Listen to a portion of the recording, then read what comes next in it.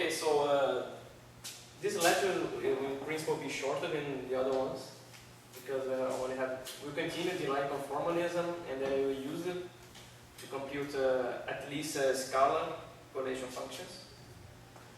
But the real usefulness of the light formalism, as we will see, is for computing spinning correlation functions. But we'll come to that. And so we start with reminding you what we did last lecture. We computed the conformal generators, and from them we found the conformal algebra, which I wrote here. And I remarked that these three first commutates I wrote here in this line are the most important structure in the conformal algebra because it is a ladder structure, meaning that the momentum and the special conformal transformations, they respectively raise and lower the eigenvalues of the scaling operator, okay, which is what we call the scaling dimension delta. There was some discussions because of this factor of I here that the scaling dimension could be imaginary. But we'll come to this, I guess, in the next lecture, when we will turn to this, we'll dedicate ourselves to this ladder structure and what this implies for the Hilbert space. Well, the one thing that we can be sure, at least what it implies that the Hilbert space will be classified in primary states and descendant states, where primaries are states that are defined by, their states are annihilated by the special conformal transformations, and then the descendants are constructed from them by applying the moment operator, just raising and lowering the eigenvalues of delta. But anything more specific will come to the next lecture, I believe. Okay? And which is, just to give you the name, it's called radial quantization. It's just another quantization scheme that is adapted to fully take advantage of this ladder structure. And another remark, the last remark made from the algebra in the previous lecture is that it is, I wrote, if you want to be rigorous about that, lowercase for the algebra of the group, that the conformal algebra is isomorphic to rotations in space-time that has two more dimensions, one space dimension and one time dimension. So if you start with the Minkowski space, d minus 1 space dimensions and one time dimension, then you add one time and one space, you end up with a rotation as SOD2, it's rotations, and again for rotations are also including Lorentz transformations. In space with D, spatial dimensions and two time dimensions, or if you start with the Euclidean theory, then you have SOD plus 1. Okay? And the way to see this, we could just group all these generators into a rotation generator, and I believe I call it MAD. Where A, B are indices that live in this D plus 2 dimensional space, and if you do it the right way, you see that it satisfies this Lorentz algebra, this rotation algebra. Okay, so that was the last remark that we started in the last lecture to exploit in this light conformalism, because the idea is just to remind you that the special conformal transformations or generators, if you want. There was, I guess, a Manazai here, and then it was this.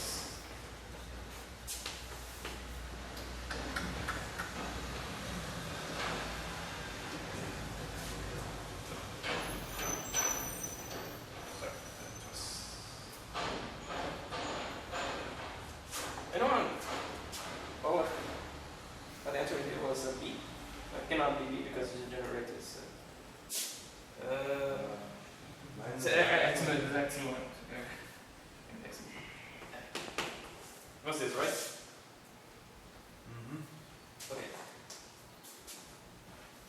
So what we observed at this lecture is that the special conformal transformation, they act quadratically in our physical space, which means the conformal transformations act non-linearly, and this can become cumbersome when you try to impose a special conformal constraints on your correlation functions and so on, other observables.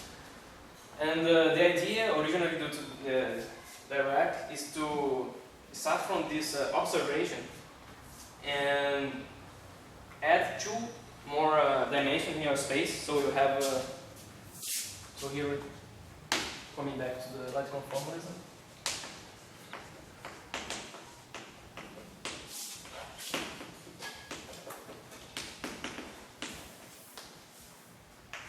The idea was to add two more dimensions. So,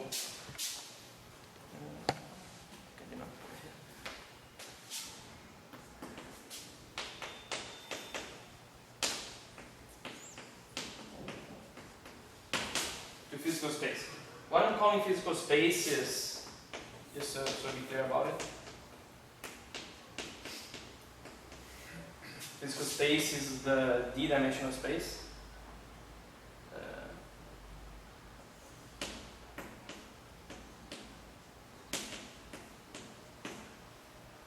Could be either in Chelsea or Euclidean, doesn't matter. And then we're also defining what I would call the embedding space.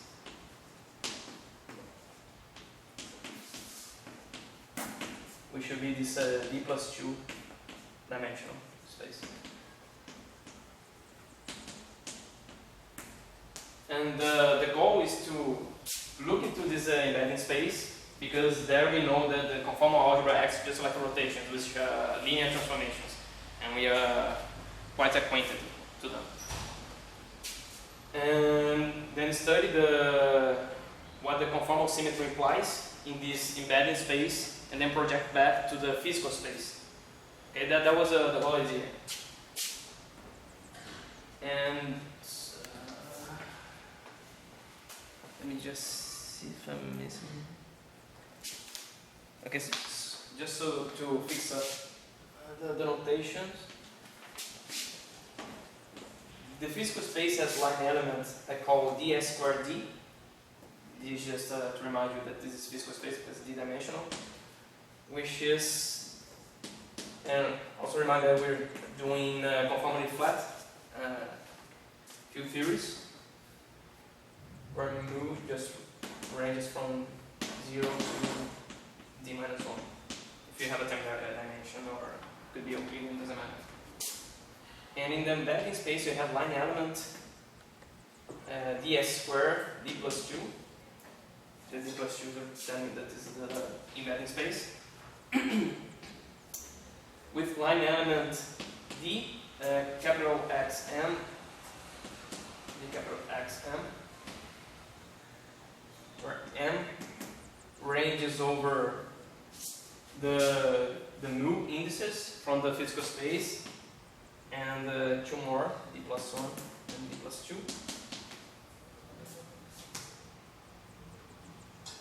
And the idea is, in physical space,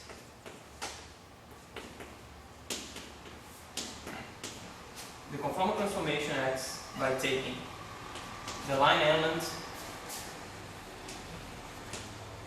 to this transform this way. Okay. Whereas in embedding space,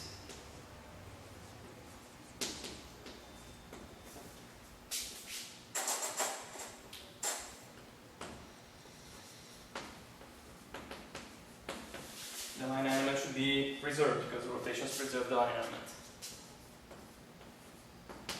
So these are, say, conformal transformations in this space should correspond somehow to Lorentz or rotation transformations in the embedding space.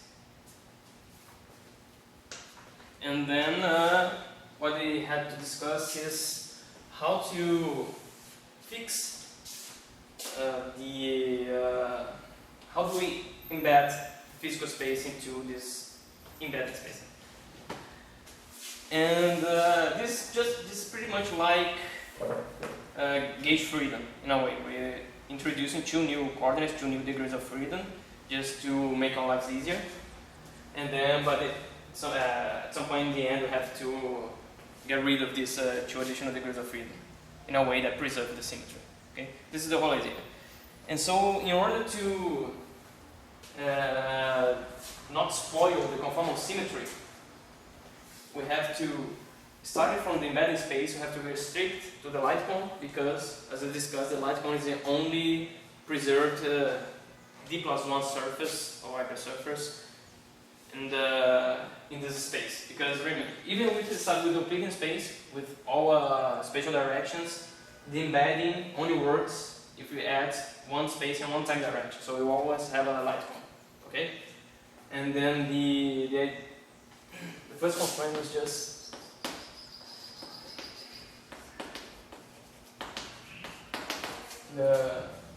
what we call the light cone constraint.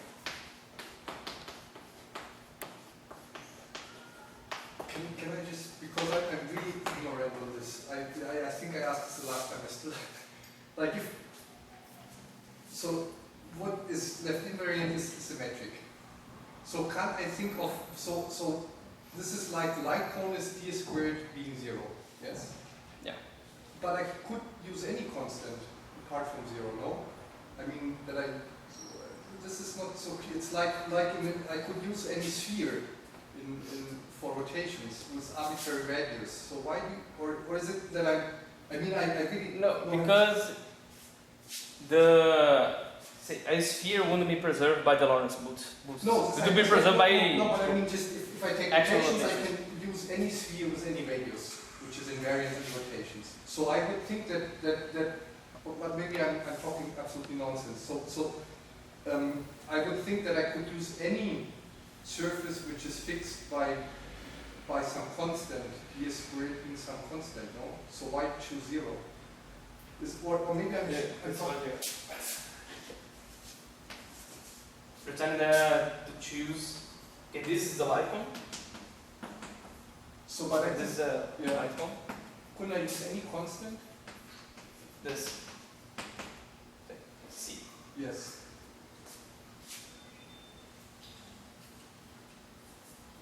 The point. No, yeah. The point is, well, this will be a constant. This is a number. Okay. Yes. So, if you have a time like or space like or light like or nu like, it will be a constant, right? The line element square is a constant. But the only one the fact is, if I do now Lorentz transformations, these constants in general won't be preserved. Why? No, this is conserved. No, this is conserved. So I could use any. I don't have to use 0, no? Maybe we have to draw. This is. Okay, let me start from here. This is the. I think. I'm just thinking on the point. Okay. We have a two-dimensional space, one time, one spatial direction. We have the light cone here. Okay. And this is ds squared equals 0. Okay. Now the point is, you're telling me that we could choose the another surface. Say. Well, it's a question. Any constant, like. Say something. I don't know, something like this, and then you just. I guess it would be. Don't have to something, here. something like. Something. And then you just rotate and have something like that. Wouldn't it be like, the point maybe it's the only connected uniform, but I don't know. What? Wouldn't it be like hyperboloids or like, maybe it's the only connected one, choosing the constant equals 0 is the only, but maybe I'm talking nonsense, I don't see that.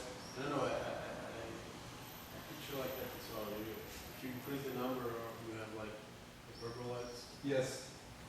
But They're also invariant, no?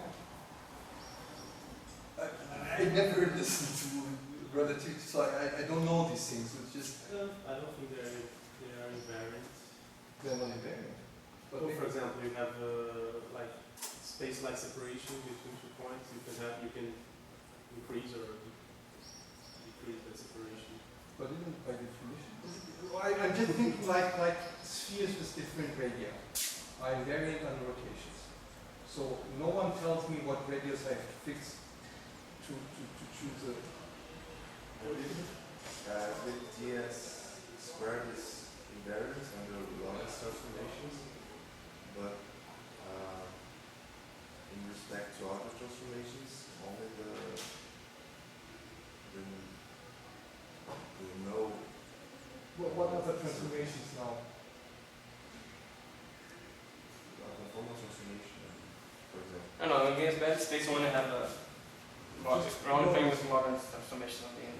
We're not even playing with a translate vector. There's just a Lorentz transformations. But maybe it's the only connected one, and that's the reason why you choose it being 0, no? Because the other Yeah. one you just Might have to do with that. Because yeah, you cannot cross. You cannot cross.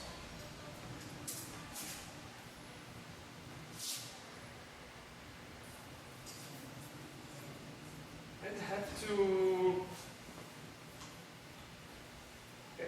think a bit more about that.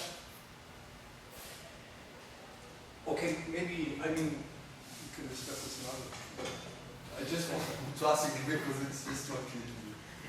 Do you want to, anyone else wants to say something more about that? I want to turn on the stuff here. Are you feeling hotter? Where did that come from? I guess, well, I don't know how to use this. Close the door.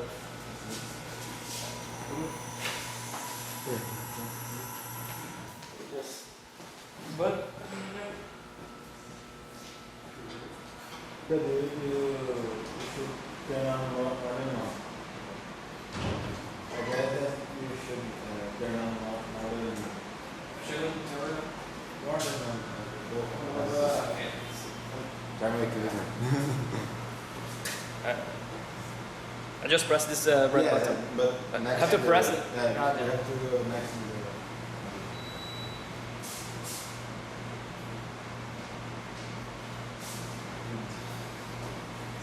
Esse tipo, nasce em vez de ter algo que fornece, você queria tipo indicador, esse tipo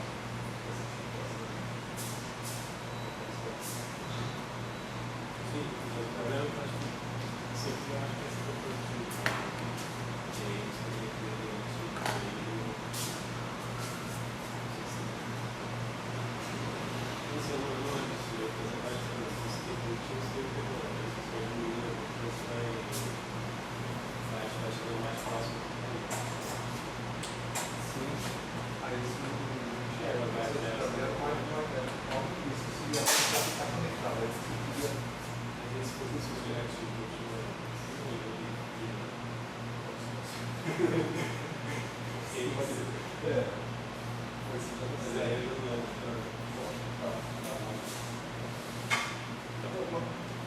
We're looking at that. Okay, yeah, perfectly fine. Just yeah. No, but you're absolutely right. This will be a constant, so it will be preserved. But the questions you have to look to the actual surface. You have to look to the locus of space of the say timeline or space-like vectors. Yes. If you want. And this will be some more subtle lab. But the result is that what everyone agrees upon is the light. Okay. It is the lateral structure. Okay, or if you want the causal structure of the space. Yeah. Okay, and that's what we're using. But I also it will be more apparent in the next constraint. But there's some certain degree of choice here. There's not a unique way to embed physical space in this D+2 dimensional space. The point is that as far as I know, and I guess as far as anyone knows, this will be the most simple way to make this embedding, at least for conformally flat spaces. Okay. So this is the first constraint was just to restrict to this point the surface, the light cone, and we solved this for x minus, I guess. Yeah. So, everyone remembers what x minus is? We introduced the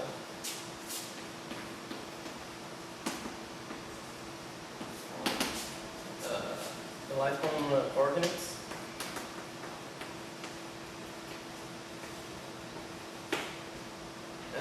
Which was x plus minus equals, I took the two new coordinates, that is, sorry, xd plus 1 and xd plus 2.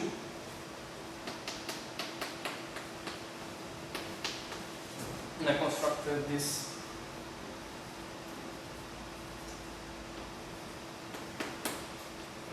new coordinates, x plus and x minus. They are known as the light cone coordinates. And I do this with the two new coordinates that I introduced to make in this embedded formalism. I could also, in principle, there was a question last time, if I started with the Minkowski space, I would have another light cone lying there. But I'm not talking about this light cone, I'm talking about the light cone that I introduced with the new coordinates, because in the end, those are precisely the coordinates that I want to get rid of. These are the no physical degrees of freedom that I was talking about. Okay, this is a reminder. So, upon restricting to the light cone, this condition translates into x mu minus x plus x minus equals 0. Okay, so the capital X mu I just identify with the physical space coordinates, that is the lowercase x, and then that's why so this is lowercase x squared on physical space, and then I just solve this constraint for x minus. Okay, this was the first constraint. We restrict the light cone, then eliminate one coordinate from it. The second constraint was, there weren't any questions about this? I don't know if I asked this last lecture, but why can't we use the second constraint as the other negative sign, the other time-like component of the whole metric, like in What type of component? because x minus is the I think the timeline component of these extra. yeah, the notation, dimensions, right? at least the notation I'm going here is xm is x mu on physical space, Yes. could be either Euclidean or Minkowski. Then this xd plus 1 and xd plus 2, and the convention I'm using is this is the space line, Yes. and this is the time. So can we just go to so in this first constraint, you're going to the light cone of this, in respect to these two other dimensions, right? Yeah, use this new Can dimension. we go to the light cone to the physical, to the physical space, like, If I could play this game with the physical space, yes. if I start from Minkowski. Well, I could, but this one wouldn't be useful because, remember, this is physical space, x mu. These are the degrees of freedom that I want to keep. Okay, this is where I live. The embedded space is just like a tool I'm employing to make things simpler. And the way to do this is to introduce one space dimension and one time dimension. So these are the dimensions that I want to get rid of. So that's why I'm doing this, I'm restricting to the light cone made from these two new degrees of freedom. I'm concentrating on the new degrees of freedom because those are the ones I want to get rid of. I don't want to get rid of the physical degrees of freedom. Okay? That's the point. Good? Any more questions about the light cone constraint? No? So, then we started discussing The second constraint. Have anyone given any thought about it? About the projecting stuff? The second constraint is what we usually call the projective constraint.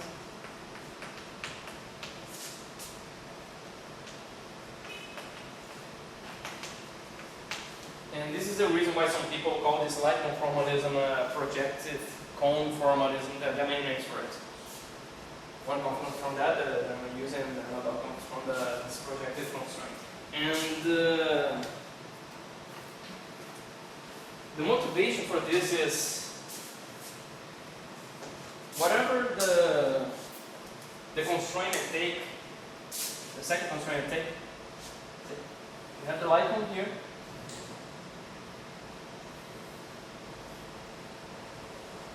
On the first constraint, and then I must eliminate one more coordinate, namely x plus, which is the other unphysical coordinate I introduced. And no matter the way I do it, the result geometrically will be some slice of this cone.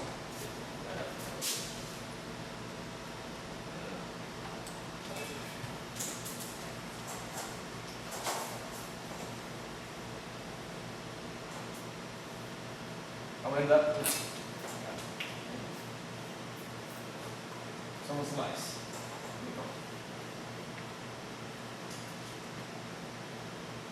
And this slice will be given by some function of the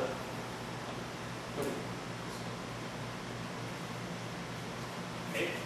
Where here, okay, since I'm line on the cone, so I'm supposing I already solved for x minus in terms of the physical space coordinates, and then whatever is my second constraint, what I must get is the section of the cone, okay. Some function f. And the point is that Lorentz transformations will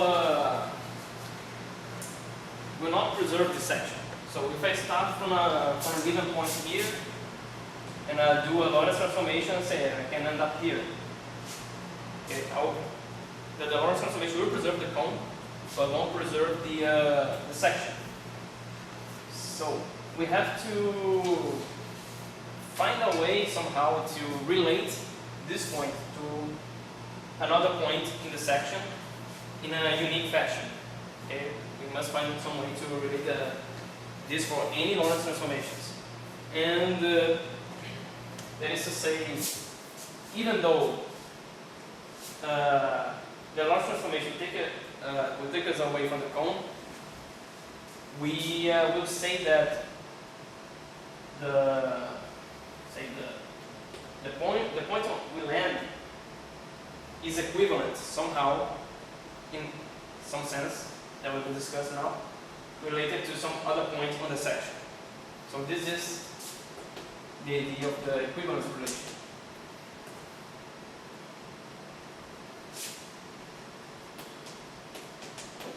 This now starts looking more like what we do in gauge fixing, say in QED or non-abelian theories. We have some non-physical degrees of freedom in the gauge potential, and we introduce an equivalence relation. Say, okay, this gauge potential that is connected to these two gauge potentials that are connected by, say, this equation. I'll say they are physically equivalent. Okay? That's what we do in gauge theory. So this is the same idea. We have introduced two unphysical coordinates to embed our physical space. Okay? And the way to relate these points is to remember that in the light cone, we have this. This is actually a theorem that say that two null vectors are orthogonal if and only if they are proportional. Or if you want better way. That is to say that u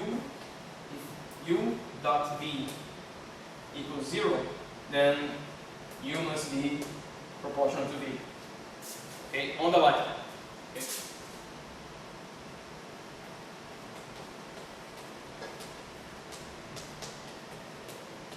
So this is this basic fact about Minkowski space, what I actually employed to introduce this equivalence relation. We'll say that if we'll say that u is equivalent, put it this way, to some constant u. This is the four vectors. Okay, and we will use this idea to find this section, to find that. Okay, is this clear? Any question?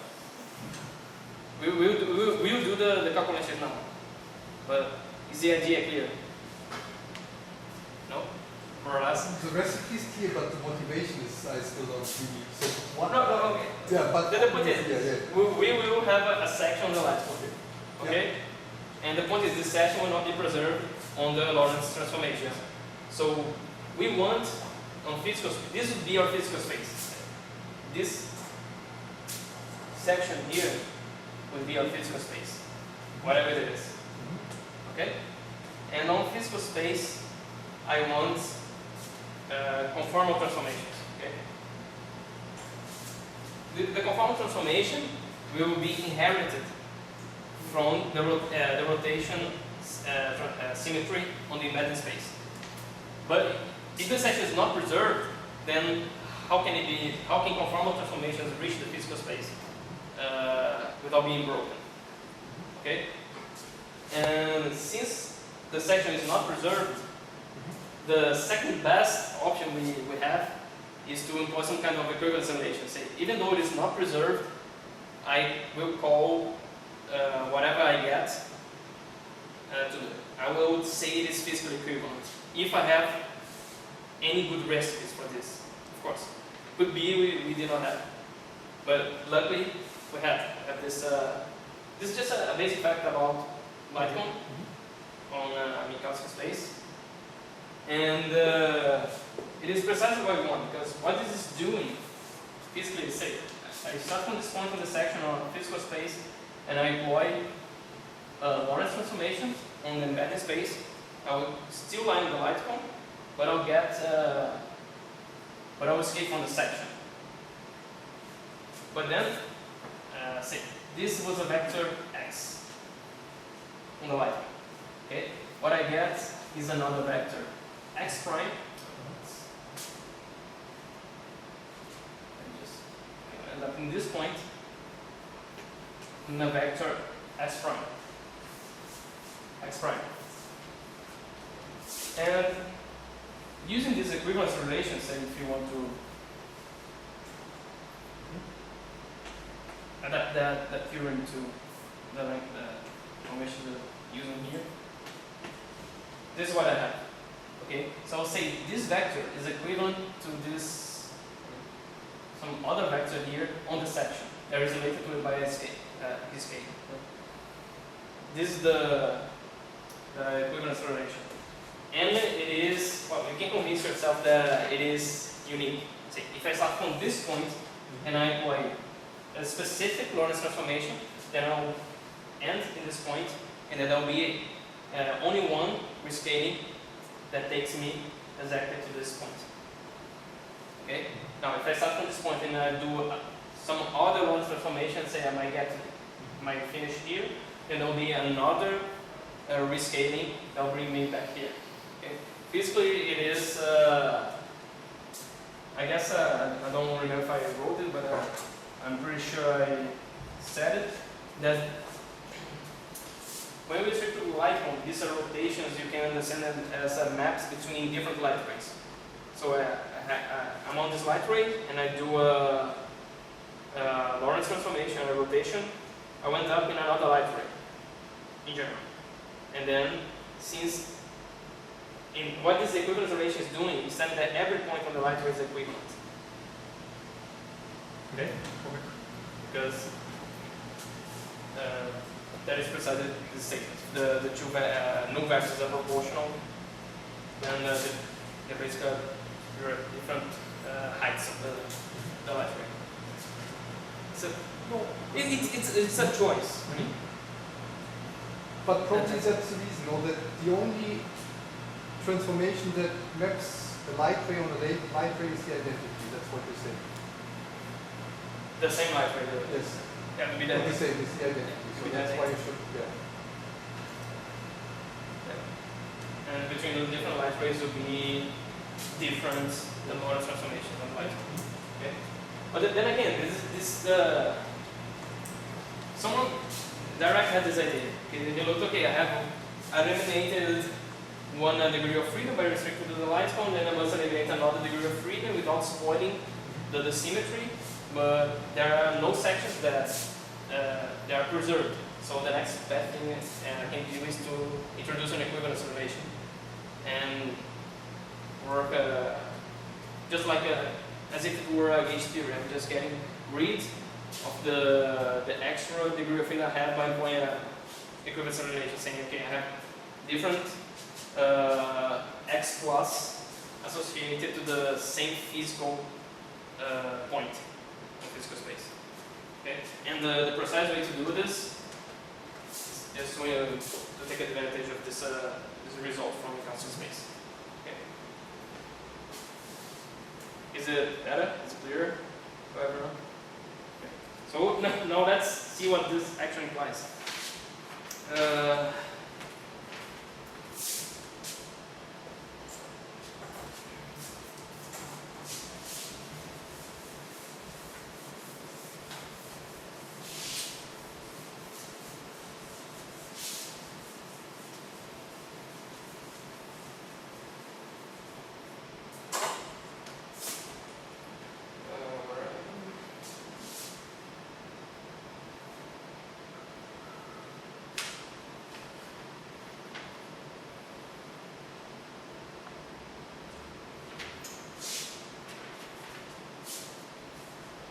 Did I just erase what I needed?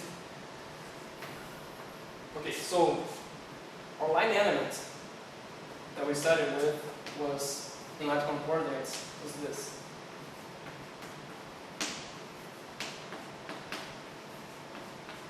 Okay, this is a line element on the embedding space. What we'll do then is when we employ these two restrictions, say x minus equals low x squared over x plus, where x plus is given by this section, then we will obtain a d-dimensional line element because we're eliminating these two coordinates. So we'll denote it like this.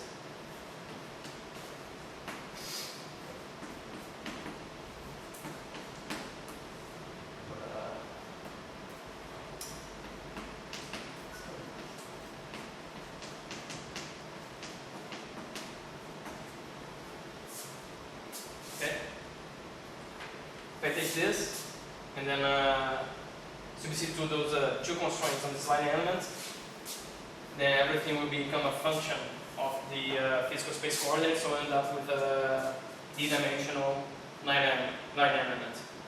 That will be the line element of physical space. And the claim is that what the resulting, what is that claim for now? Is that the result will be precisely like a conformal transformation. Okay, where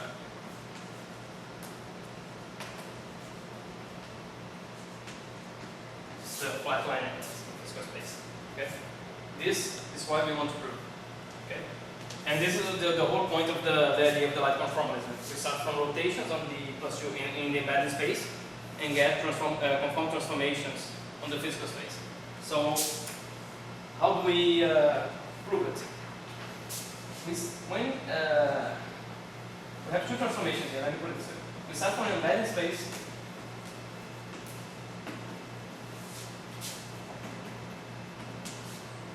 then we restrict to the line.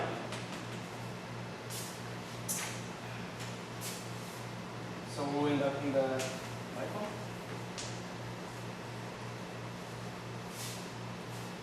And then here we do two things to get to physical space.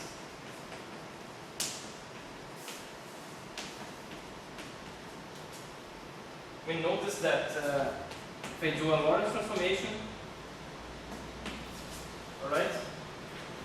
And after doing the Lorentz transformation, I must rescale. I must say that x prime is some constant lambda. X could be a x to prime. Doesn't have to be the same x here. That's what I'm saying. Okay. The first transformation, the Lorentz transformation, do not change the line element. Okay. It will preserve the line element. But the rescaling will change the line element, and this is why we need to compute. Okay. So in equations, the d-dimensional, the physical space line element, employ Lorentz transformation, it's preserved, then employ a rescaling, and then it won't be preserved. So this, what is this dx prime squared? Well,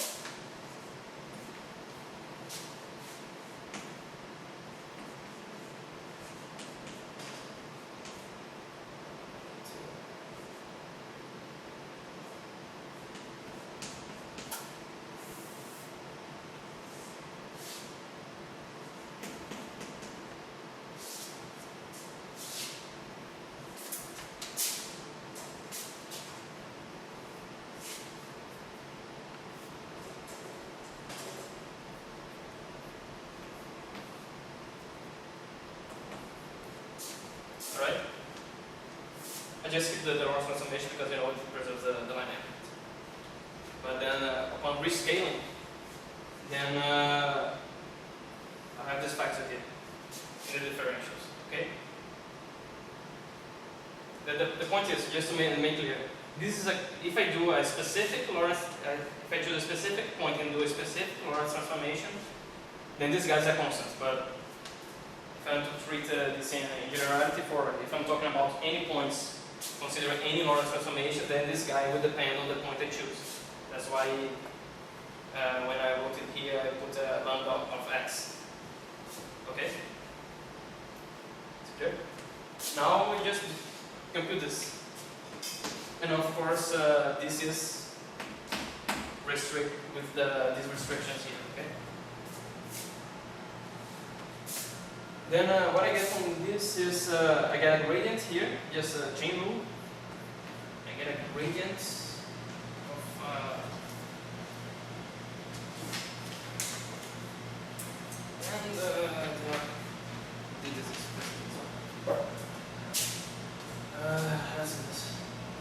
I get a gradient here, xn,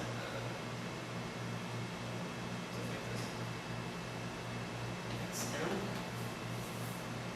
plus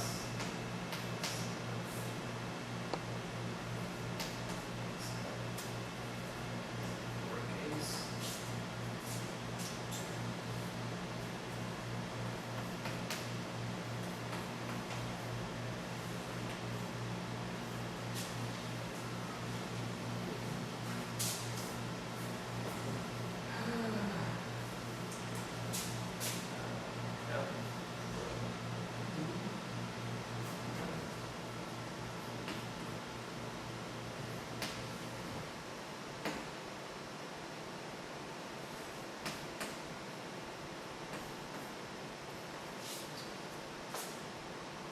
is it readable?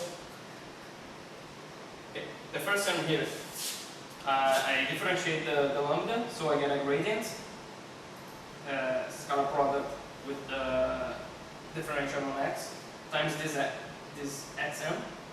Then I just do the product rule.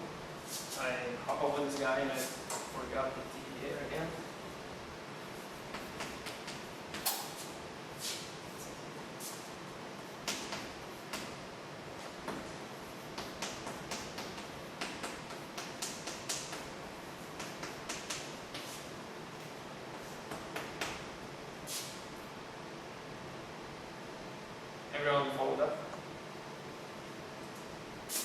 the chain rule and product rule. Okay? Differentiation lambda, I get a derivative, then scalar product of the differential, this guy here, times this, plus this guy times the differential of this, and the same thing over here. Okay? Then I notice what I do it now is another. If I take this guy with this guy, I'll have x squared, right? Big X squared. But since I'm on the light cone, this vanishes. Okay? So this does not contribute. If I take a cross term, this guy with this guy, I'll have something like this. And this is also 0 because on the light cone. Since we're at the light cone, if I take the differential of this, I just have. Okay? So this guy vanishes because I'm on the light cone, I get x squared. And this guy vanishes because also I'm on the light cone. So this is what we usually call transversality. Okay? So the only thing that contributes is this guy here, the second. So we get lambda squared of x, dxn, with these restrictions here. Okay? So we already see that we're getting something similar to this. Okay, just call it.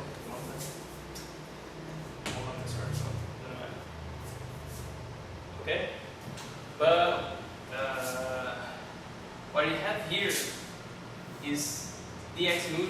Here we have dxm with the restrictions. So this is where we get a bit. I have it right. This is where we employ a specific choice. And the choices, since we want to do a conformally flat field theory,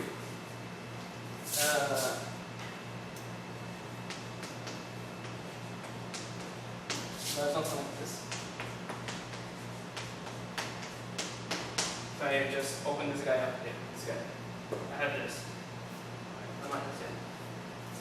If we want to do conformally flat theory, then what I want to get is something that is proportional to this. Okay? Flat space. So I want this to vanish. Okay? So now, since we have those two constraints, there are many ways to do this in principle. But the simplest way to do this is just to choose, so this is a choice, x plus equals constant. Because then the differential will be 0, and this guy vanishes trivially. Okay? I could impose in principle, I could compute this guy, I could pick these two constraints, plug them here, and open up the calculations, and I'll probably find some differential equation, and you could do a more complicated embedding. Then we can do this, but the simplest choice is just take x plus as a constant. Okay? Meaning, this means that the embedding is a constant. Okay? This function here will be a constant. Okay? This is the simplest choice. That guarantees a flat space. Okay? And since it can be a constant, it can be any constant, just for convenience, we take f equals 1. Alright? It's a choice. Is it clear? So two things enter here. That we're doing a conformally flat field theory. And then, meaning that when I impose these two restrictions on this line element here, I want to get rid of this piece. Okay? This piece could be anything, could be something curved in principle. But since I want to obtain a conformally flat space, then I have to get rid of this. And the simplest way to do this is to choose a constant section. In particular, I can take the section to be 1. just for convenience. Okay? In pictures there on the light bulb, it just means then the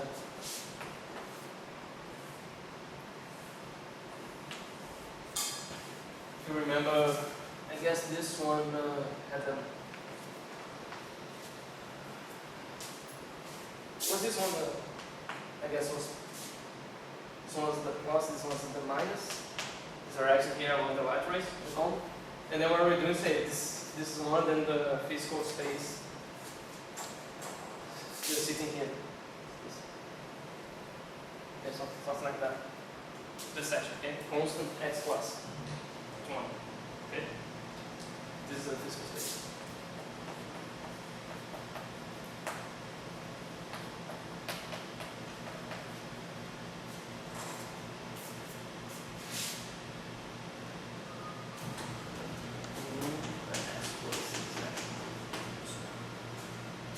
Any questions? Nope? So let's just put this all together.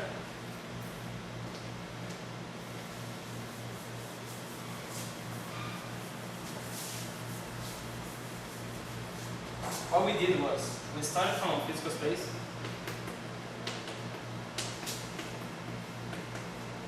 Meaning we had some coordinates x mu. Okay? Then we embedded this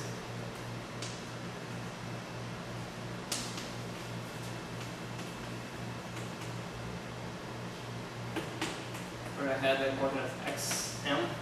There were the first mu coordinate was just the physical space coordinates. Then I had the x equals 1, x equals 2.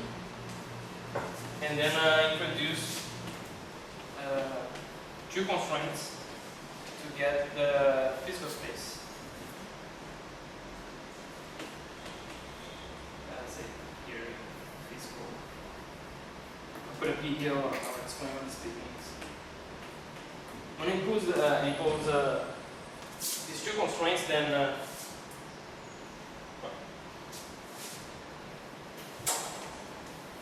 just one step up before this. In Rychkov coordinates, this will just be x minus x plus. Okay? And then from here to here comes the constraints.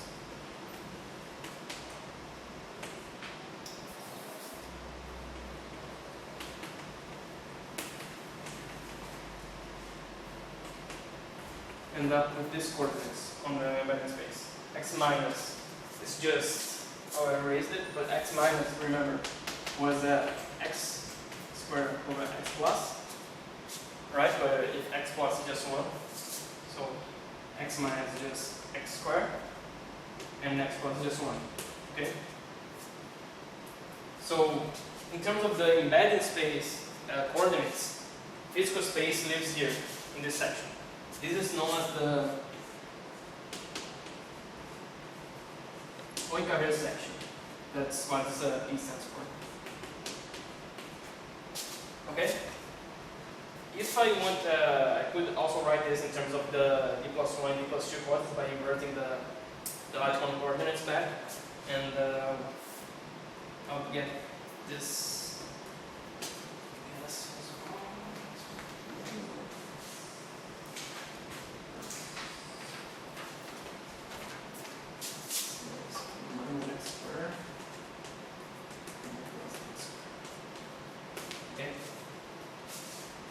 This is just to invert back the Rychkov coordinates that we introduced.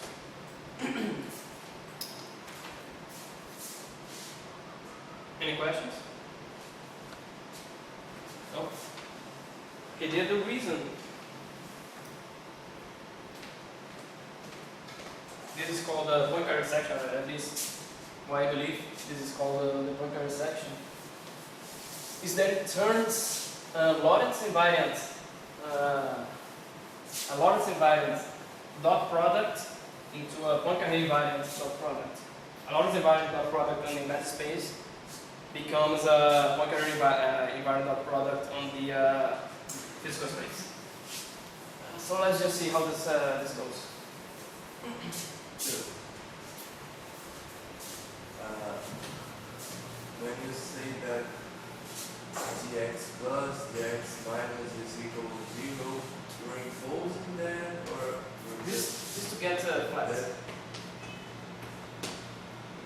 since that's 0, then we can say that x plus the constant. Yeah, it's the simplest choice.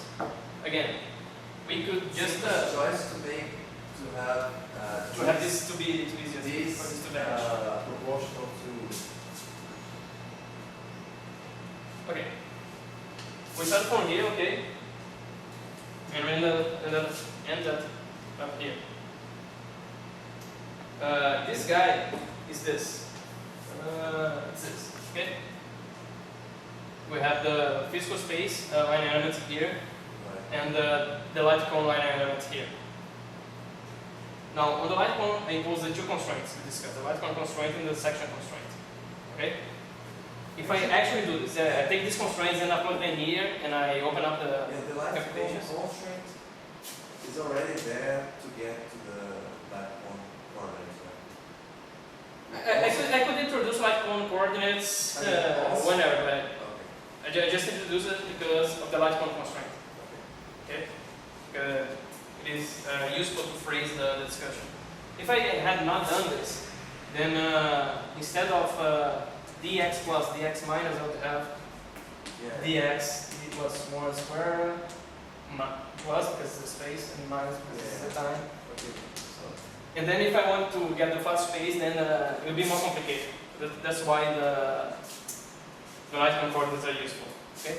Because then when I have one term and you want this guy to vanish. Okay? If you put these two constraints here and you do the computation, you'll obtain, in general, say some tensor structure. You obtain something like this. Okay? Then you have to add to this. And this would be in general curved space. Okay? And then you would have this conformal factor in front. If you want a flat space, then you want this guy to vanish. Right? It's a choice. Could make some other choice that just gives a factor of 2, maybe. I don't know. But the simplest choice is just to take this guy to vanish, and the simplest choice to make this guy vanish is just to take a constant section. And then, since it can be any constant, we choose it to be 1. Okay? It's a series of choices. Wanting this term to vanish comes before choosing flat space. No, I'm choosing that to vanish precisely because I want to get to flat space. A conformally flat space. Okay? So if I say this vanishes, then I don't have to worry about this thing here. Okay? Any more questions? Alright. And I was going to show you what happens to the dot product. So, if we have a dot product here on the embedding space, okay, capital letters are always embedded in space. This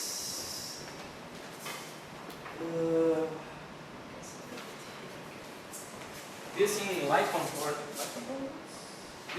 coordinates is just the dot product on the physical space, okay? Minus 1/2. Let me just write that first.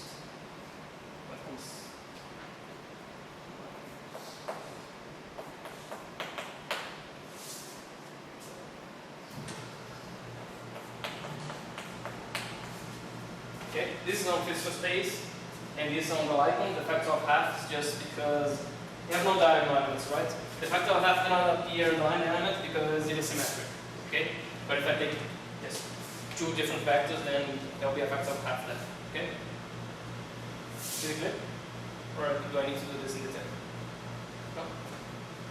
Okay, this is the dot product on the embedded space. Now, I impose the constraints. Impose the Rychkov section.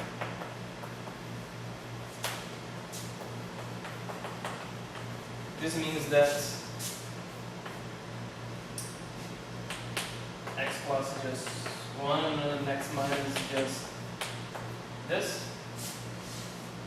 Alright, this is the same for the y. And I plug it back there. Then this dot product becomes the mu component is just the usual physical space of this coordinates.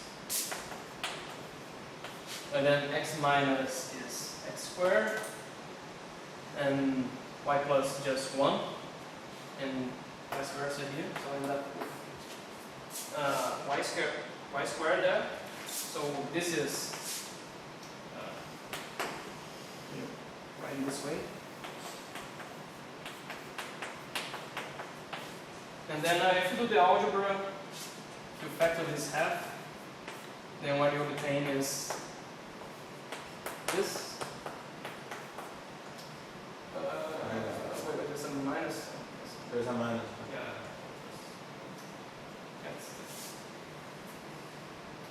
That's there because I factored this minus here. So I put up there. Right. I think this, but this is just.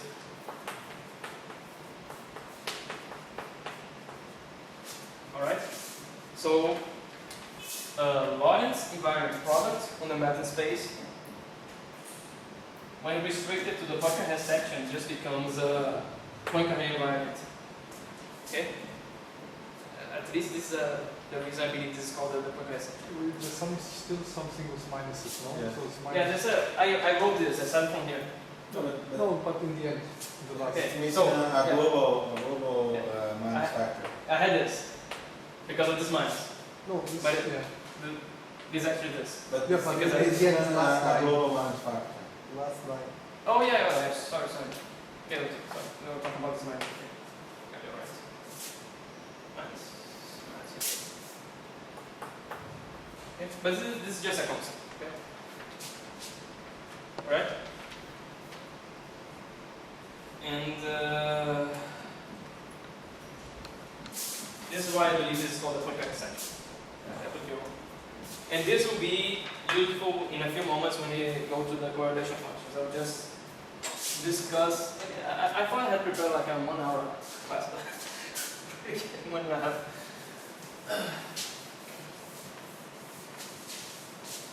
So I would rather. I have 2 more remarks to say about the line point, but I guess I'll just go to the correlation functions and then if anyone asks. I would just say something about convergence and parity, because I claimed in the second lecture, or maybe the first lecture, that inversion invariant CFT is a parity invariant and vice versa. And there is a really quick way to prove this using the Rychkov formalism.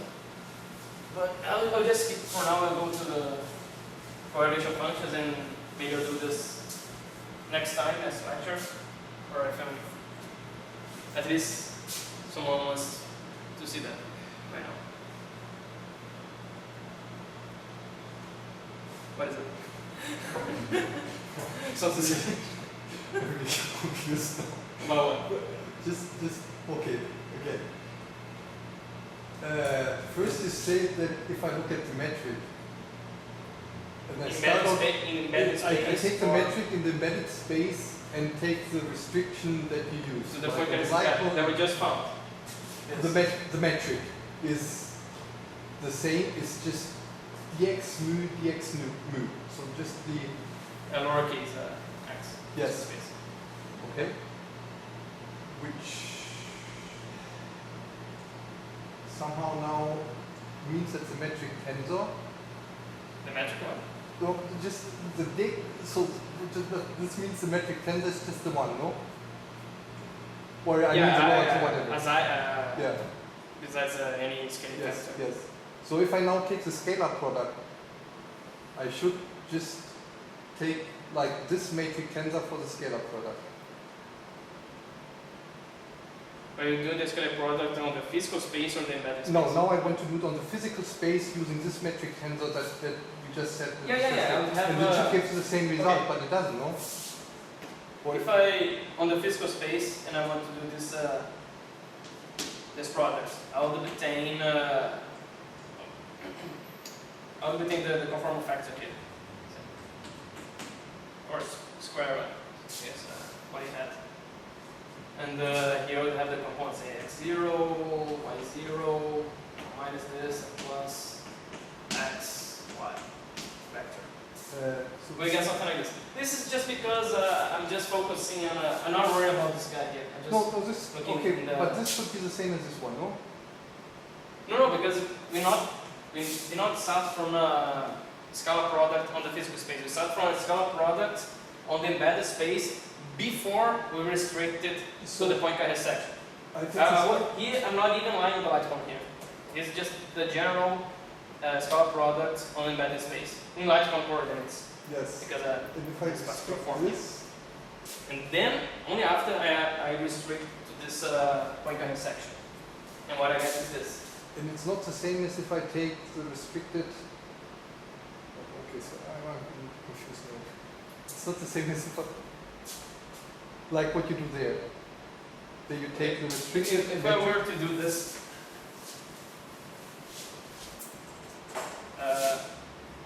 that's the thing. If I have flat space, this is just this. 0. Right? Yes. If I do a conformal transformation on physical space, then this will just change by Factor. Yeah. Okay. conformal factor. Yeah. Okay. Uh-huh. Conformal transformation. Yes. Okay. Which I just ignore again. Okay. Yeah. Uh-huh. I just look into the Yeah. what happens to the structure of the dot product Yeah. itself. Okay.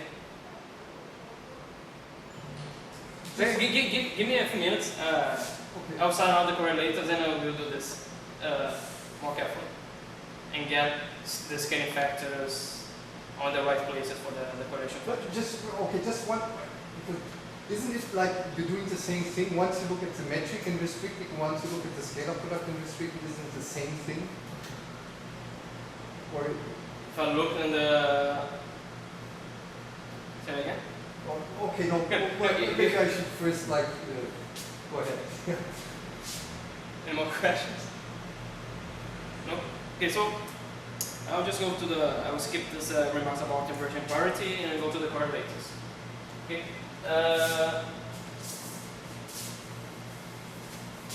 Before we have to say what happens to fields here. Okay. We just restricted to the light cone, to space-time points and all that. What happens to fields? Okay, so if I have a field, say a scalar for simplicity, a scalar field living on the embedded space. Okay, and actually living in the Poincare section, embedded space in Poincare section. Okay.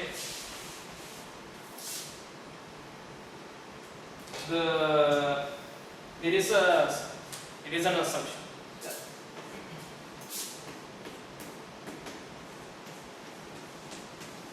Maybe I should denote the different letter here. If I have scalar field on the embedding space, if I restrict this to the Poincare section, then I should obtain the scalar field on the physical space. Okay? And what happens? To do this restriction to the Poincare section, we saw that we need to do some rescalings. Okay? So what happens to this field? If I do a Lorentz transformation here, I'll go to a point x prime that is outside of the section, so I have to go back to the section. The Poincare section, I have to rescale this field. And this is the supposition, the hypothesis is that this guy just scales. It is mathematically speaking just a homogeneous function, this degree. And this would be the scaling dimension. Okay? And this is just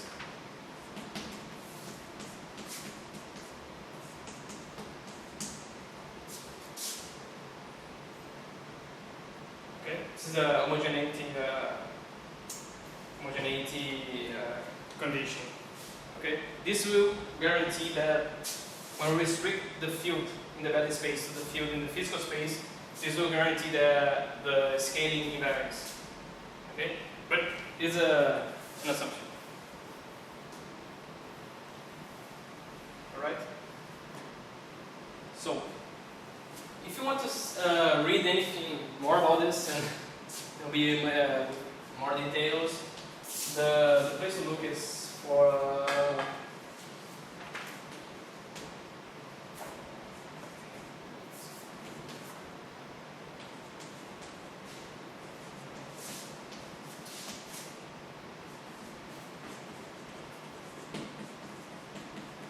again, you can read about it in the lecture notes from Rychkov, but if you want to see more details than that, you can go to the paper, which is, I don't have the number here, but it's called Spin.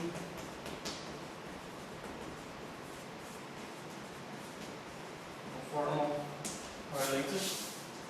The first thing they do is to discuss this light conformalism. They don't go into much detail on the light conformalism itself, but they go into detail on how to deal with the fields, scalar fields and then spinning fields. Okay, they discuss these hypotheses and all that. There is a minus sign behind delta. Here. You complain about the minus sign, or That's the thing. so if you want details, just check this paper on archive. So correlation function, I guess. So the first line, you wrote that the phi is embedding in the Poincare space. Big phi, capital phi, or But the second line, this line or this line. the first and second, there is not a contradiction. Here? The capital phi is embedding the space, as you told in the first line. No, the capital phi is just a scalar field in the embedding space. Okay, it's everywhere in that space, just a field. Okay, then I want to look at this field in this section, Poincare section. Okay, the second line you wrote embedding in Poincare section. Oh yeah, yes, Poincare section. Yeah. And then the second line you told phi in the Poincare section is the This in the physical space.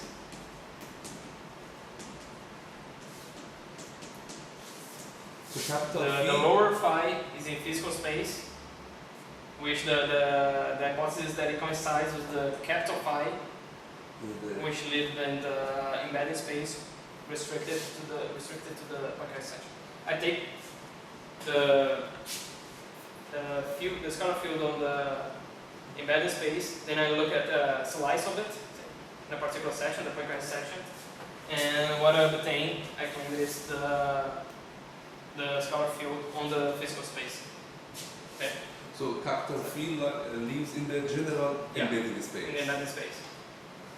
First line. Okay. So let's discuss at least the 2-point functions of scalars, of course. The point is,